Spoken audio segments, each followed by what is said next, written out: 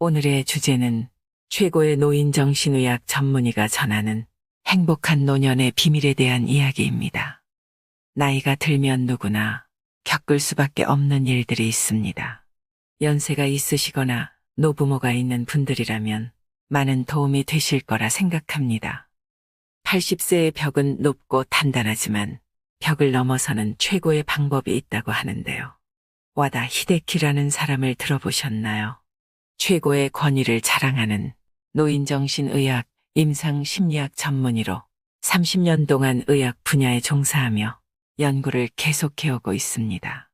와다 히데키는 인생의 벽을 넘어 수명을 늘리는 정답을 공개하여 많은 이들의 호응을 이끌어냈습니다.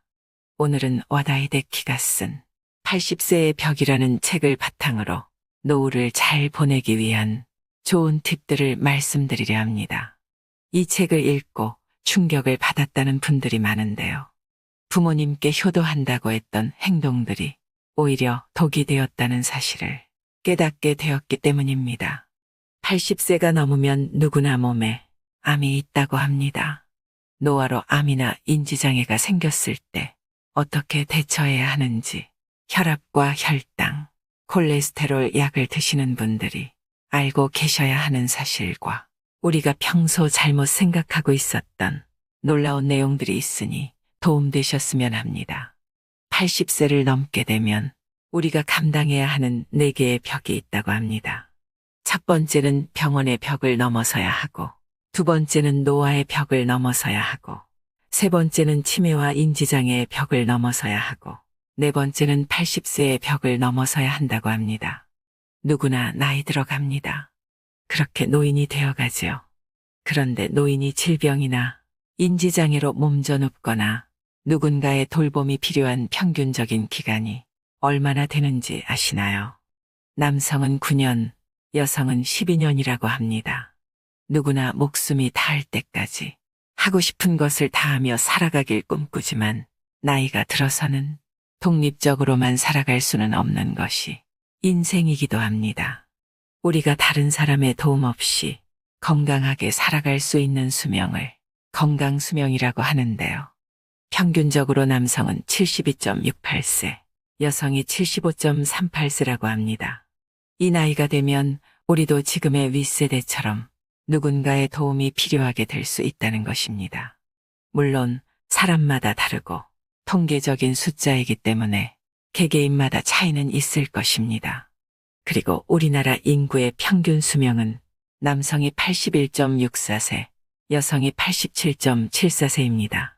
평균 수명이란 평균적으로 몇 살까지 사는 것을 의미합니다.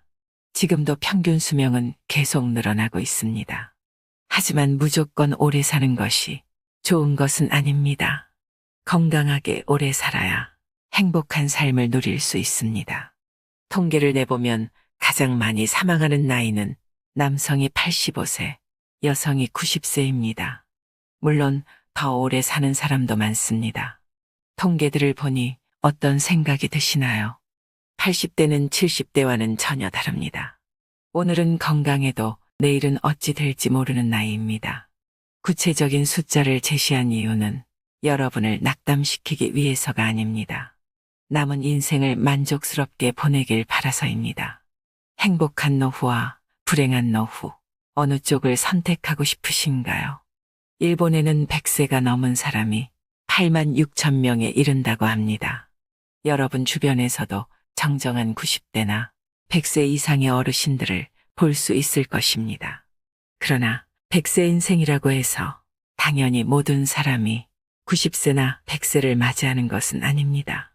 또 90세나 100세를 맞이했다고 해서 건강하리라는 보장도 없습니다. 침대에 누워서 생활하거나 가족에게 학대를 당하거나 아니면 치매로 자신이 누구인지도 모르는 그런 상황이 생길 수도 있습니다. 미래는 아무도 모릅니다.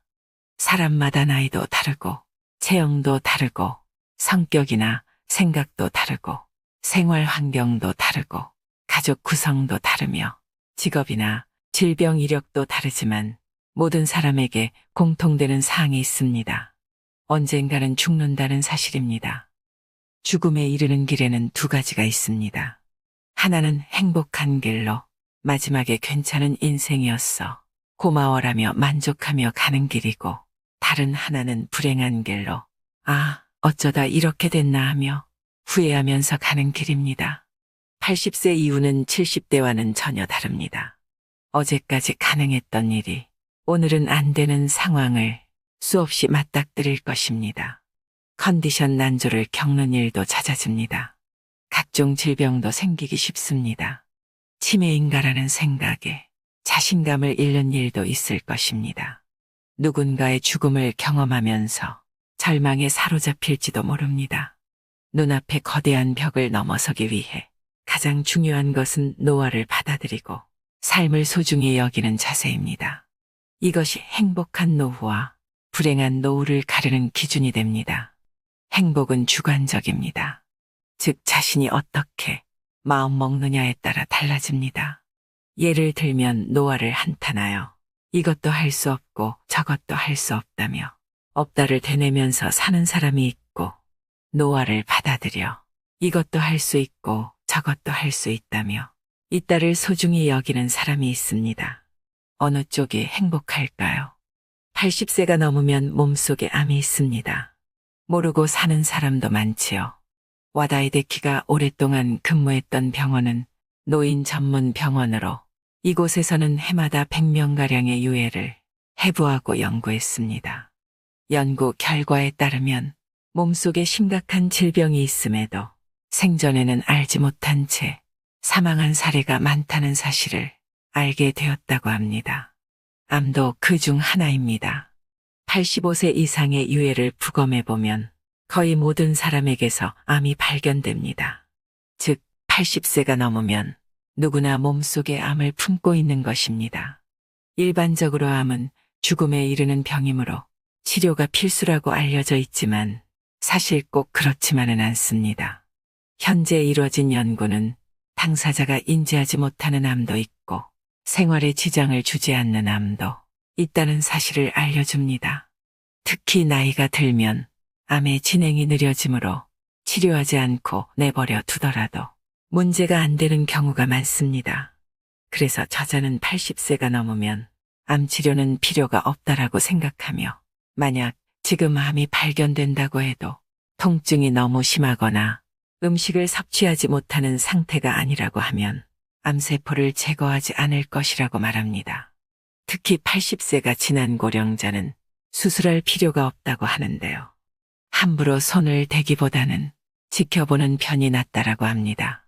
사실 발견하지 못했을 뿐 이전부터 암을 지닌 채 살아왔고 앞으로 서서히 진행되겠지만 한순간에 나빠지는 일은 거의 없기 때문입니다. 암 치료는 간단하지 않기 때문에 수술이든 화학치료든 몸에 심각한 부담을 줄 수밖에 없습니다. 체력이 크게 떨어지는 80세 이상의 고령자는 평소 생활로 되돌아가지 못할 확률이 높으므로 신중히 생각해 보시면 좋겠습니다. 여러분도 이 사실을 꼭 기억해 두길 바랍니다. 80세 이후에는 참지 말고 살아가는 것이 좋습니다. 암에 걸리지 않으려고 식사를 제한하고 좋아하는 술이나 담배를 삼가는 분위기가 있는데, 여든이 넘으면 몸속에 이미 암이 있을 가능성이 크다고 합니다. 그러므로 암에 걸리지 않기 위해 참는 행위는 의미가 없습니다. 좋아하는 음식이나 술을 마시는 편이 오히려 스트레스를 줄이고 즐겁게 사는 방법입니다. 그리고 실제로 암을 무리하게 절제하여 스트레스를 받으며 살기보다 원하는 일을 하며 편안한 마음으로 지내는 편이 면역력이 높아진다고 합니다. 그리고 이것이 암의 진행을 늦춘다고 알려져 있습니다. 또한 건강 우려 때문에 먹고 싶은 음식을 참는 사람이 많은데요. 비만은 건강을 해치고 염분과 당분, 지방이 3대 해악이라는 사고가 사람들의 상식이 되었기 때문입니다. 하지만 과연 그럴까요? 80세 이상이라면 더더욱 정답이 아닐 수 있습니다. 먹고 싶다는 욕구는 몸이 원한다는 뜻이기도 합니다. 고령자는 장기 기능의 저하로 식욕이 증가하는 경우가 있습니다. 예를 들면 염분이 그렇습니다.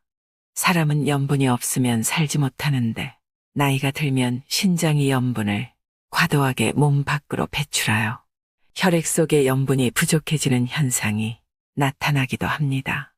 신장에는 나트륨을 저장해두는 기능이 있어서 체내에 나트륨이 부족해지면 배출을 멈추고 모아두는데 노화로 인해 염분 저장 능력이 떨어지면 염분이 부족하게 됩니다. 그래서 어르신들 중에 짜게 드시는 분들이 많은 것도 그런 이유일 수 있습니다. 다음으로 인지장애에 관한 이야기입니다. 인지장애는 반드시 생긴다고 합니다. 그러니 지금 하고 싶은 일을 하라고 말합니다. 인지장애는 왜 생길까요? 나이를 먹기 때문입니다. 다만 고령자의 인지장애는 대체로 매우 더디게 진행됩니다. 실제로는 20년 전부터 서서히 진행된 것이지만 대체로 알아차리지 못합니다. 인지장애는 증상이 발현된 이후에도 계속 진행되며 근본적인 치료는 불가능하다고 하죠. 암과 마찬가지로 85세가 넘은 거의 모든 고령자 대부분이 알츠하이머형 뇌 변성이 있습니다. 즉 인지장애는 병이라기보다 노화 현상에 가까워서 나이가 들면 누구에게나 생기는 증상이라고 생각하시면 됩니다. 근력이 쇠약해져서 운동 능력이 떨어지거나 피부에 주름이 잡히고 흰머리가 생기는 것과 같은 이치입니다. 60대의 인지장애는 1에서 2%에 불과하지만 70대 전반에는 3에서 4%에 이르고 70대 후반에는 10% 정도가 됩니다. 80대 전반에는 20%가 넘는데 이때부터 단숨에 큰 폭으로 증가합니다. 80대 후반에는 40%, 90세는 60%이고 95세에는 80% 정도가 인지장애를 겪습니다. 이 사실이 알려주는 정답은 마음껏 원하는 일을 하며 즐겁게 살아가야 한다는 것입니다. 변화가 없는 따분한 일상은 뇌의 활동을 둔화시킵니다. 또한 스트레스가 많은 생활도 뇌에 손상을 줍니다. 반대로 새로운 일이나 좋아하는 일을 하면 뇌는 자극을 받아 활성화됩니다. 이를 통해 인지장애의 발현을 늦출 수 있습니다. 100세 인생 시대라는 말이 오히려 80세의 벽을 높이기도 합니다. 80세라고 하면 과거에는 인생의 종착지 같은 느낌이었습니다. 하지만 오늘에는 100세 인생이라 하여 갑자기 20년이나 늘어나 꼬린 지점이 멀어졌습니다. 수명이 길어진 일은 기쁘지만 좀 걱정되는 점도 있습니다. 오래 살아야 한다는 강박에 사로잡혀 있기 때문입니다. 사실은 먹고 싶지만 건강에 해롭다니까 참는다. 몸을 움직이기 힘든데 건강을 위해 무리하여 운동한다. 좋아하는 담배나 술을 건강에 해롭다고 삼가한다. 하고 싶은 일이 있지만 이 나이에라며 참는다. 효과를 느끼지 못하면서도 오래 살려는 마음에 계속 약을 먹는다. 80세가 넘은 사람이라면 전부 자제할 필요도 무리할 필요도 없는 일들입니다. 더 정확히는 자제해서도 안 되고 무리해서도 안 되는 일들입니다. 60대 정도라면 분명 효과가 있는 방법이겠지만 80세가 넘어서까지 참을 필요는 없습니다. 하나하나는 소소한 일일지 몰라도 쌓이다 보면 마음에 부담이 되어 확실히 수명이 줄어듭니다. 100세 인생이라는 말이 도리어 80세의 벽을 높이고 있습니다. 지금까지 열심히 살았으므로 80세 이후부터는 자기 즐거움을 위해 행동해야 합니다. 저자는 임상 현장에서 의학서나 논문의 지식이 전부가 아니라는 것을 깨달았다고 합니다. 환자가 살아있는 교과서였다는 것이죠. 환자들을 접하면서 인간은 누구나 오직 하나뿐인 존재이며 인생에는 우열이 없다는 사실을 깨달았다고 합니다. 진시황제를 들어본 적이 있을 것입니다. 2200년 전에 최초로 중국을 통일하고 절대적인 부와 권력을 손에 넣었던 인물입니다. 모든 것을 얻은 진시황제가 마지막으로 원했던 것은 불로불사의 육체였다고 합니다. 그는 각지에서 특효약을 가져오게 하는 등 온갖 수단을 동원했지만 끝내 소원을 이루지 못했습니다. 마지막에는 불사의 효과가 있다고 알려진 수은을 넣은 약을 먹다가 사망하게 되죠. 뛰어난 무인조차도 늙음과 죽음 앞에서는 냉정함을 유지하지 못했다는 것을 알 수 있습니다. 어찌 보면 우리처럼 평범한 사람들이 늙음과 죽음을 두려워하고 회피하려는 것은 당연한 일일지도 모릅니다. 오늘 건강하게 걷는 사람이 1년 후에도 그러리라는 보장은 없습니다. 그렇다고 해서 걷지 않는 생활만을 계속하다 보면 전혀 걷지 못하게 됩니다. 남은 기능을 쓰지 않으면 순식간에 쇠약해지는 것이 고령자의 무서운 현실입니다. 82세에서 83세 무렵에 급격하게 쇠약해지는 사람들이 있는데 이들은 대개 80세를 계기로 일을 그만둔 사람들입니다. 질병이나 부상으로 어쩔 수 없이 그만둔 사람도 있지만 이유 없이 집안에만 머무는 사람들 중에도 움직이지 못하게 된 사람이 많이 있습니다. 아직 할 수 있는 일을 스스로 포기하면 아무것도 할 수 없는 몸이 됩니다. 이 얼마나 안타까운 일인가요? 노쇠한다는 것은 서서히 몸이 약해져서 사망에 이르는 것을 말합니다. 천수를 다한 죽음이라 할 수 있는데요. 노쇠로 인한 사망은 대체로 가정에서 생을 마치게 됩니다. 80세가 넘으면 암이 크고 작고의 차이일 뿐 거의가 가지고 있는 것입니다. 뚜렷한 증상은 없더라도 어딘가 불편함을 느꼈을 것입니다. 이 상태로 병원에 가게 되면 의사는 검사를 하고 약을 처방합니다. 우리는 이것이 당연한 의료 절차라고 생각합니다. 오히려 그렇게 하지 않으면 저 병원은 약도 안 준다고 불만의 소리를 내게 되죠. 하지만 저자는 이것이 정말 옳은 의료일까 묻습니다. 꼭 한번 고민해 보시길 바랍니다. 저희 남편이 그렇습니다. 의사가 더 경과를 지켜보자고 하면 무조건 더 센 약을 처방해 달라고 조릅니다. 효과가 있고 없고를 떠나서 그냥 약이 좋은 건가 하는 생각이 들 정도로 약을 먹는 것만으로도 안정감을 느끼는 것 같습니다. 그럴 때 약을 안 주면 환자들이 보통 불평불만을 쏟아내니까 의사도 또 어쩔 수 없이 처방하고 거기에 맞는 약 처방이나 치료를 하게 되는 악순환이 발생하는 것입니다. 결국 우리는 병원에서 약물이나 수술적 치료를 하는 방법으로 수명을 늘릴지 아니면 자택에서 좋아하는 일을 하면서 여생을 보낼지 선택해야 합니다. 환자 본인이 선택해야 하는 문제라는 것입니다. 저희 할머니 얘기를 잠깐 해볼까 합니다. 저희 할머니께서 췌장암으로 치료를 받으셨었는데요. 그 옆에서 과정을 지켜보면서 너무 힘들고 고통스러웠던 기억이 있습니다. 할머니께서 힘들다고 말씀하셔도 가족들이 치료를 설득했습니다.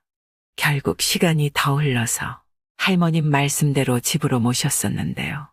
병원에서 있을 때와 집에서의 표정이 너무 달랐습니다. 표정도 밝아지고 편안해 보이셨거든요. 그리고 한 달 뒤에 평안히 임종을 하셨습니다.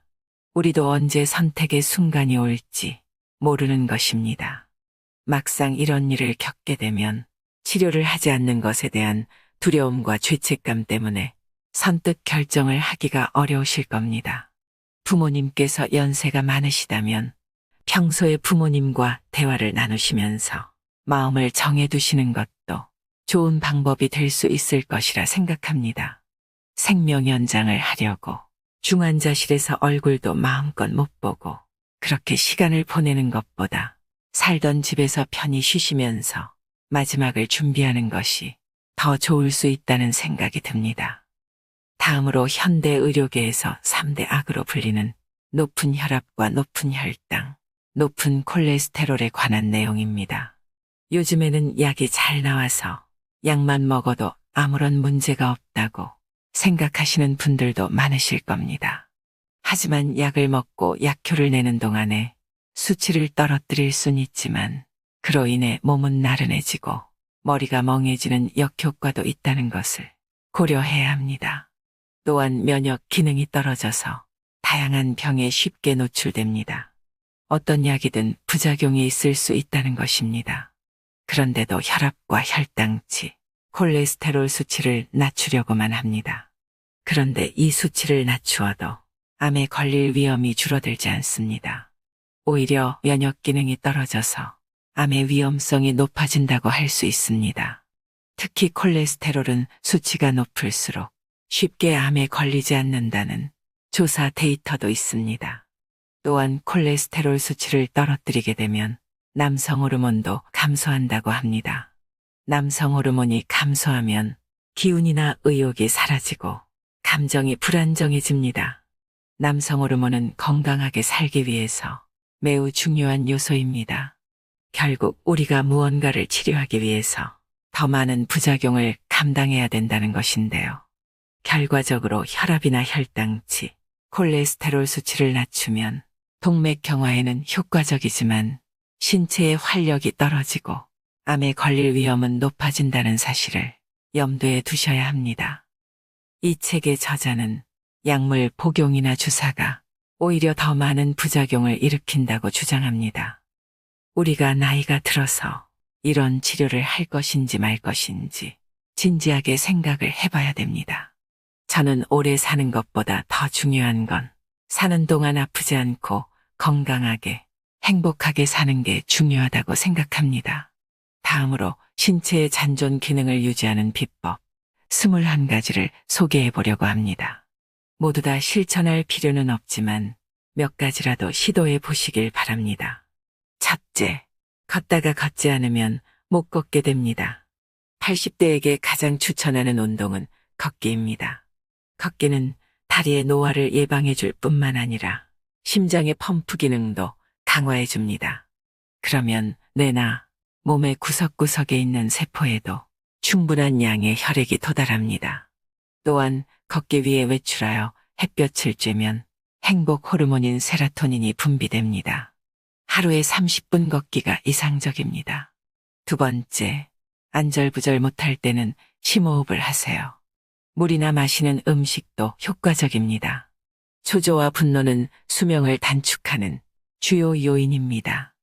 자율신경에는 몸을 활동 모드로 만드는 교감신경과 휴양 모드로 만드는 부교감신경이 있습니다.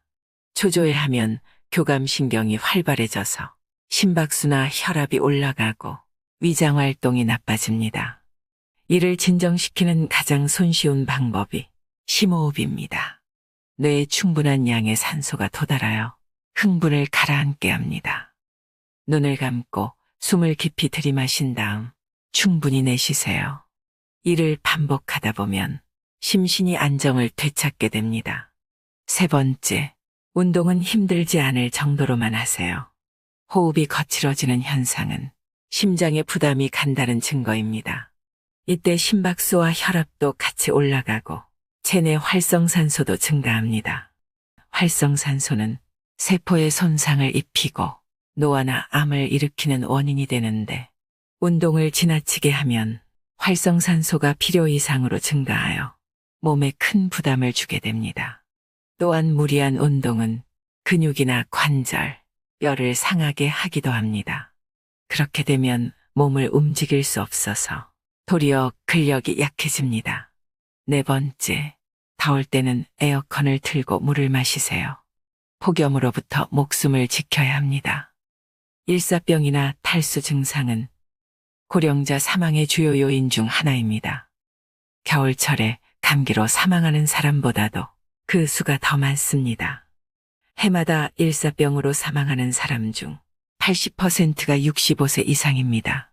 일사병이 생기는 이유는 온도에 대한 감각이 둔화되거나 체온 조절이 순조롭지 않아서입니다.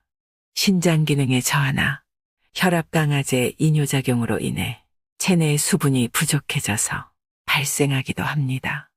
여름철에는 에어컨을 틀고 수분 보충을 철저히 하는 게 중요합니다.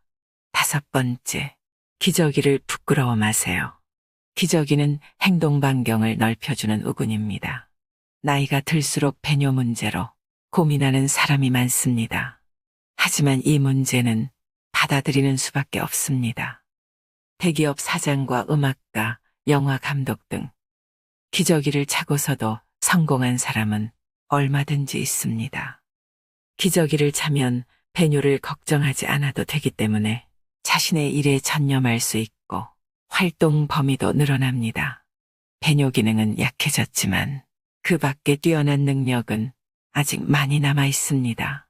한 가지 능력을 상징적으로 받아들여 이제 인생은 끝이다라고 생각하지 말고 이 능력은 약해졌지만 저 능력은 문제 없다라고 생각하며 당당해지도록 하세요.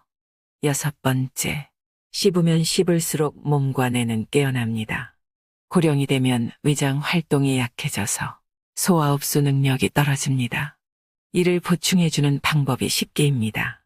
위장의 부담을 줄여줄 뿐만 아니라 소화 흡수 기능도 향상됩니다. 또한 충분히 씹어서 턱 주위의 근육을 움직이면 뇌에도 자극이 갑니다. 나아가 충치나 치주염, 폐렴에도 효과적입니다. 포만감을 높여서 과식을 방지하고 적당량을 섭취할 수도 있습니다. 7번째, 기억력은 나이 때문이 아니라 쓰지 않아서 떨어집니다. 일반적으로 고령이 되면 기억력이 저하된다고 하는데요. 이를 부정하기는 쉽지 않지만 무조건 나이가 들면 기억력이 떨어진다라고 단정할 수는 없습니다. 왜냐하면 젊은 사람이라 하더라도 기억력이 떨어졌다라고 자기암시를 하면 기억력이 저하되기 때문입니다. 기억력은 나이가 들어서가 아니라 기억할 마음이 없어서 떨어지기도 합니다. 기억해야지라는 의욕이 상실되어 기억하지 못하게 되는 것입니다. 이를 예방하기 위해서는 기억력이 떨어졌다고 한탄하지 말아야 합니다. 바로 기억나지 않는다고 포기하지 말고 기억의 실마리를 더듬어서 떠올리려 노력해야 합니다. 몸의 근육은 사용하지 않으면 쇠퇴합니다. 뇌도 마찬가지입니다. 끊임없이 사용해야 퇴화하지 않습니다. 8번째, 드시고 계신 약을 점검하세요. 참고 먹을 필요는 없습니다. 약은 독입니다. 단순한 반어적 표현이 아니라 많은 의사들이 놓치는 진실입니다. 확실히 약은 증상을 개선하지만 약을 먹어야 오래 사는지 알 수 없습니다. 모든 약을 끊으라는 말은 아니지만 적어도 검사 수치가 나쁘다라면 80세가 지난 고령자는 약 복용을 다시 고민해 보도록 하세요. 의사가 말하는 정상 수치에 너무 얽매이지 않아도 됩니다. 만약 약을 먹고 몸이 좋지 않다라고 느낀다면 참고 먹을 필요가 없습니다. 9번째, 혈압과 혈당치는 낮추지 않아도 됩니다. 혈압과 혈당치, 콜레스테롤 수치를 내리는 약은 동맥경화를 예방하거나 심근경색과 뇌졸중 등의 위험을 낮추는데 효과가 있습니다. 그러나 고령자가 이 약을 복용하면 몸이 나른해지거나 머리가 멍해지는 등 활력을 잃는 경우가 생깁니다. 또한 면역 기능이 떨어져서 감염증이나 암의 발병 위험이 높아질 우려도 있습니다. 그래서 저자는 수치를 정상치까지 떨어뜨리지 않는 편이 낫다고 생각합니다. 10번째, 고독은 외로움이 아닙니다. 홀가분한 시간을 누리세요. 나이가 들면 가까운 사람들의 부고를 접하게 됩니다. 우울해지는 사람도 늘어납니다. 하지만 사람은 원래 혼자 태어나서 혼자 죽습니다. 인간은 본디 고독한 존재입니다. 외롭다라고 마음을 닫지 말고 사람들과의 교류를 가져보세요. 나이가 들수록 혼자 보내는 시간이 늘기는 하겠지만 외롭다고 슬퍼하지 말고 아무도 신경 쓰지 않고 자유로이 보낼 수 있는 시간이라고 생각을 전환해 보시길 바랍니다. 11번째, 땡땡이는 부끄러운 일이 아닙니다. 억지로 참고 할 필요는 없습니다. 고령자 중에는 성실한 사람이 많아서 한 번 정한 일은 끝까지 하는 성향을 지닌 사람이 많습니다. 하지만 이는 젊은 사람들이 사는 법입니다. 80세가 되면 몸이 내는 목소리나 자신의 솔직한 마음에 귀를 기울이도록 하세요. 오늘은 하기 싫다라는 마음이 들면 게으름을 부려도 됩니다. 쉬고 싶다라는 생각이 들면 쉬어도 됩니다. 참지 말고 마음이 편한 쪽으로 행동하세요. 12번째, 운전면허는 반납하지 않아도 됩니다. 경찰청에서 발표한 원동기 이상의 면허를 지닌 연령층별 사고 건수에 따르면 사고를 가장 많이 내는 연령은 16세에서 19세로 1489건이고 다음은 20에서 24세로 876건입니다. 한편 80에서 84세가 604건, 85세 이상이 645건, 70대가 500건 전후입니다. 고령자만 위험한 존재가 아니라는 뜻입니다. 고령 운전자에게만 인지장애 검사를 의무화하고 면허를 반납하라며 사회적으로 무언의 압력을 가하는 것도 차별입니다. 획득한 권리를 간단히 내어주어서는 안 됩니다. 80세가 넘은 고령자는 현재의 내가 할 수 있는 일이나 가지고 있는 능력을 되도록 유지해야 합니다. 13번째, 좋아하는 일을 하세요. 싫어하는 일은 하지 않는 게 좋습니다. 좋아하는 일을 하고 싫어하는 일을 하지 않는 것. 이것은 고령자의 기본 자세입니다. 사실은 하고 싶은데 참는다. 사실은 하기 싫은데 참는다와 같은 태도는 지금 당장 그만두길 권합니다. 80대는 어느 날 갑자기 움직이지 못하게 될 위험을 항상 안고 있기 때문입니다. 아, 그때 할 걸 그랬다며 후회하는 일이 없도록 하루하루를 알차게 보내세요. 14번째, 성적 욕구는 당연한 일입니다. 부끄러워하지 않아도 됩니다. 여성이든 남성이든 고령자 중에는 성욕이 있는 사람도 있고 없는 사람도 있습니다. 성욕이 있다는 사실을 부끄러워할 필요는 없습니다. 성욕이 있는 동안은 애써 자제할 필요도 없습니다. 언제까지 계속될지는 알 수 없지만 자신에게 있는 능력을 포기하지 않는 자세는 가장 중요한 요소입니다. 15번째, 밖으로 나가세요. 80세 이상의 고령자에게 가장 적당한 운동은 걷기입니다. 하지만 코로나19 유행으로 외출을 삼가는 사람이 늘어났습니다. 그 결과 인지장애 환자는 물론이고 우울한 사람들도 증가했습니다. 그 원인 중에 하나가 세로토닌 분비량의 감소입니다. 세로토닌은 행복 호르몬이라 불리며 행복감을 높여주는 역할을 합니다. 햇볕을 쬐거나 즐거운 일을 하면 더 많이 방출된다고 알려져 있습니다. 집안에서만 지내면 근력이 약해지고 세로토닌의 양도 줄어듭니다. 그렇게 되면 무력감이나 불안, 스트레스를 느끼기 쉽습니다. 16번째, 먹고 싶으면 먹으세요. 통통한 편이 적당합니다. 수많은 데이터가 조금 살찐 사람이 오래 산다는 결과를 보여주고 있습니다. 80세가 지난 고령자는 대사증후군을 걱정하기보다는 통통한 상태를 유지할 수 있도록 먹고 싶은 음식을 먹어야 합니다. 17번째, 조금씩 자주 드세요.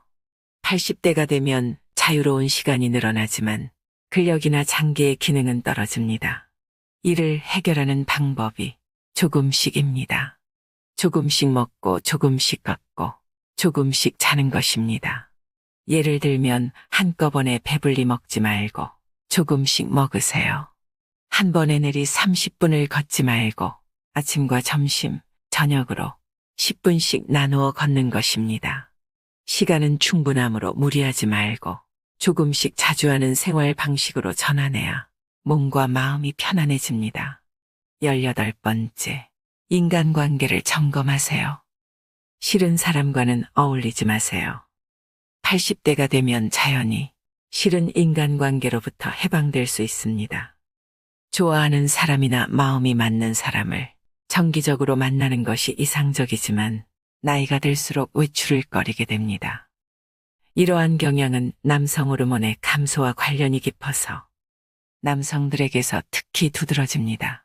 80이 넘은 고령자에게 사람들과의 만남은 양날의 검과도 같습니다. 심신의 건강과 노화 예방을 위해서는 사람들과의 교류가 중요하지만 무리한 교류는 오히려 적잖은 스트레스가 되기 때문입니다. 직접적인 만남은 아니지만 인터넷에 자신의 의견을 올리거나 정보를 공유하는 방법도 있습니다. 어쨌든 무리한 교제는 그만두고 스트레스가 없는 관계는 지속하세요. 19번째, 텔레비전을 버리고 밖으로 나가세요.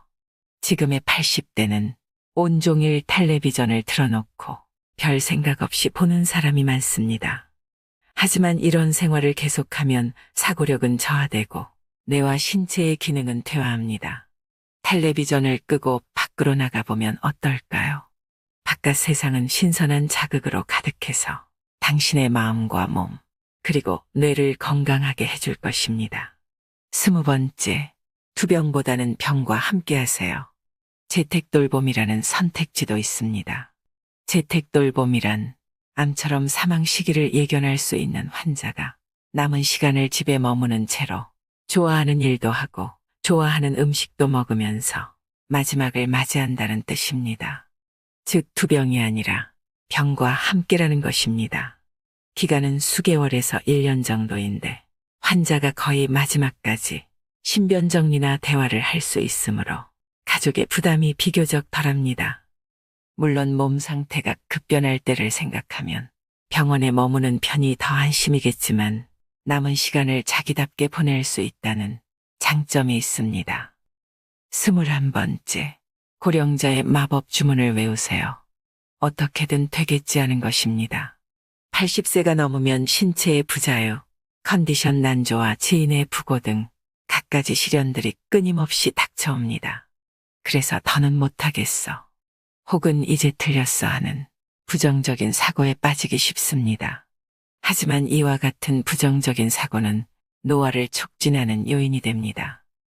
부정적인 사고에 빠지려 할 때 도움이 되는 말이 어떻게든 되겠지입니다. 겨우 이 한마디가 뇌의 도파민의 분비를 촉진시켜 사고력이나 의욕을 높여줍니다. 뇌는 의외로 단순해서 자기 말을 믿으려는 성질이 있기에 어떻게든 해보자라며 힘을 내게 된다고 합니다. 우리가 잘 죽기 위해서 꼭 선택해야 하는 최후의 결정이 있습니다. 80세 정도가 되면 많은 사람이 마지막 준비로 고민하게 되는데요. 80세가 넘으면 먹고 싶은 거 마음껏 드시고 하고 싶은 것도 마음껏 하시면서 내가 원하는 인생을 자유롭게 사는 것이 최고입니다. 마음 내키는 대로 살면 몸도 마음도 건강하고 행복할 수 있습니다. 우리 구독자 여러분들의 멋진 노후를 응원하겠습니다. 이상으로 인생의 품격이었습니다. 하루하루 당신의 품격이 더 빛나길 바랍니다.